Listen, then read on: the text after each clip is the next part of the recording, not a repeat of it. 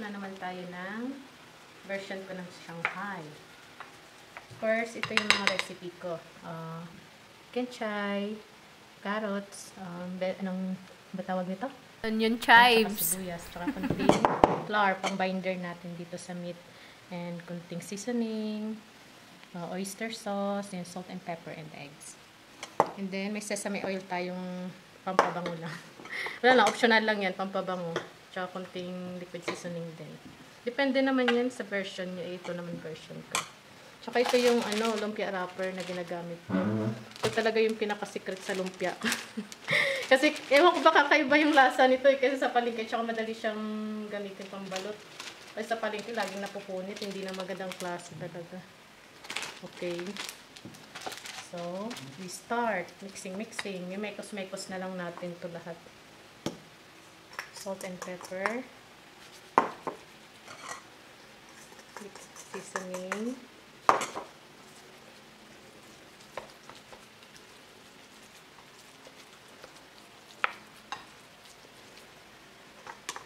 Oyster sauce.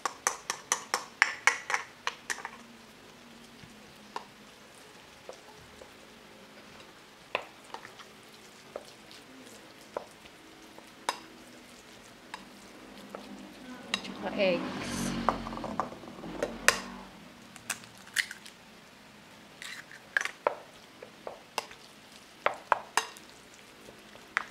Isa-isa lang muna yung eggs kasi minsan masyadong sticky.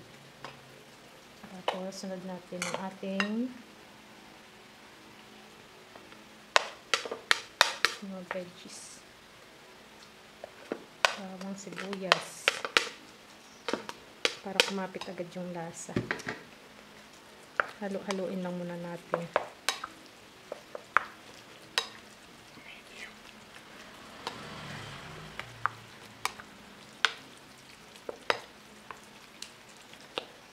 Sunod yung kenchay, carrots. Yan, halo-halo lang yan lahat. Pag may mekos-mekos lang yan sila.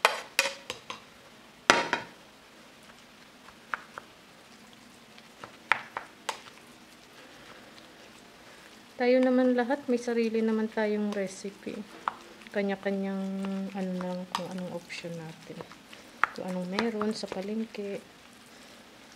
Saka ngayon, sobrang mahal na ng carrots. Grabe, lit-lit ng carrots, 20 pesos. Pwede na rin makaluto ng lumpiang Shanghai kahit bawang sibuyas ng carrots. Yan, lagay na natin ang ating ay, wait muna. Ito muna. Para may konting twist yung lasa niya. Tsaka ang amoy niya, may aroma. Ng sesame oil. Paubos na nga yan. Yan, konting liquid seasoning. Pang balance ng lasa niya. Tsaka, lagay na rin natin ang ating pang binder. Para hindi masyadong matubig ang ating giniling.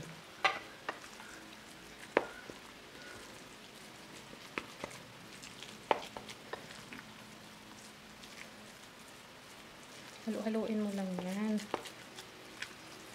Para mahalo lahat ng ingredients natin. Lumasa. Ang pangit nga ng giniling na nabili namin sa palengke. Puro taba. Tapos hindi siya pino ang paggiling. Unlike sa supermarket. Kaso hindi naman freska. Yung masarap talaga sa lumpia Shanghai. Fresh na karne dapat. Yun yung number 1 talaga na isalang natin fresh yung meat para juicy pag naluto. Tsaka iba yung lasang linamnam niya talaga pag fresh yung meat niya. Dagdag na rin natin ito. Ito matubig.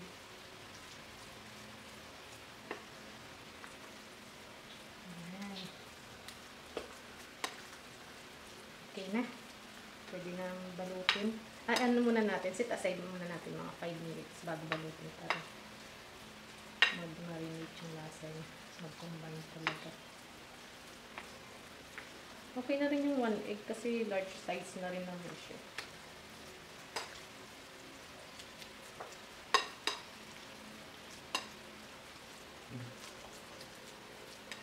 Mix-mix lang. Ganyan.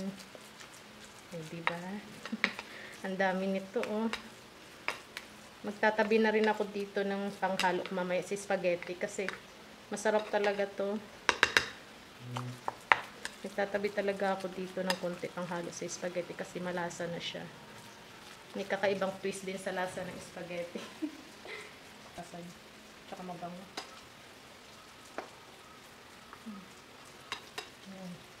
Ang sarap ng ano niya, umami niya talaga. Umami siya.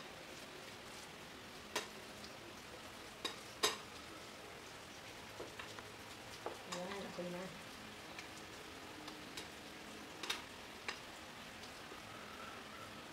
Guys, magbabalot naman tayo. Kinat ko lang siya ng ganito para medyo manipis lang yung apa natin. Kasi mas maganda yung manipis lang pagka balot natin para maluto. Sigurado tayong naluluto sa loob ng diniling. Okay, sa pagbabalot naman, may kanya-kanya naman tayong version kung paano natin balutin.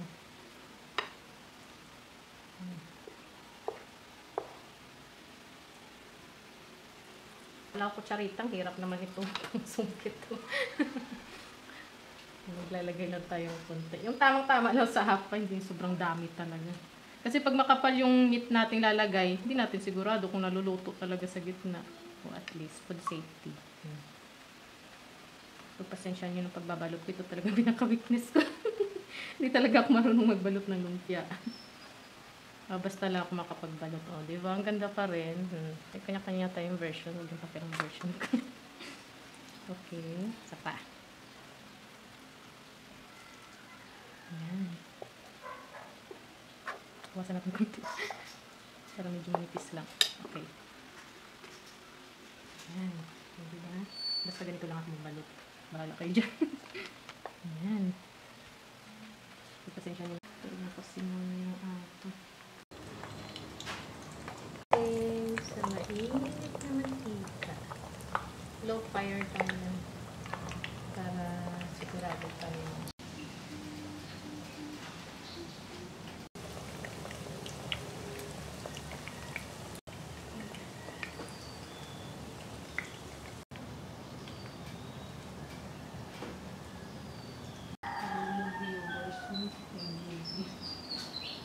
Hindi nga lang mangin ito dito. Ganda mo lang magtuan niya.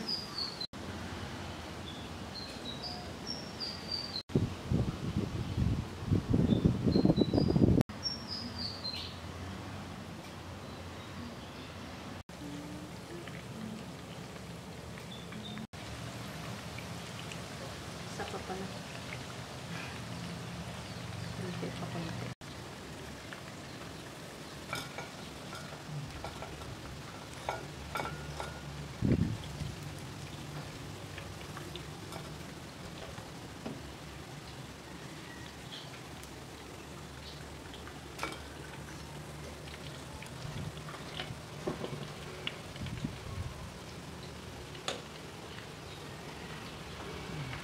Finished product.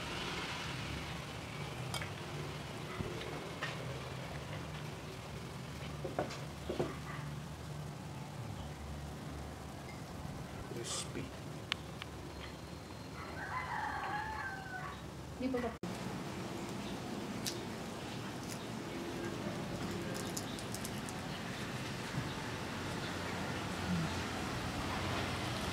Ang ating lumpiang Shanghai. Ready na mamaya para sa Noche Buena.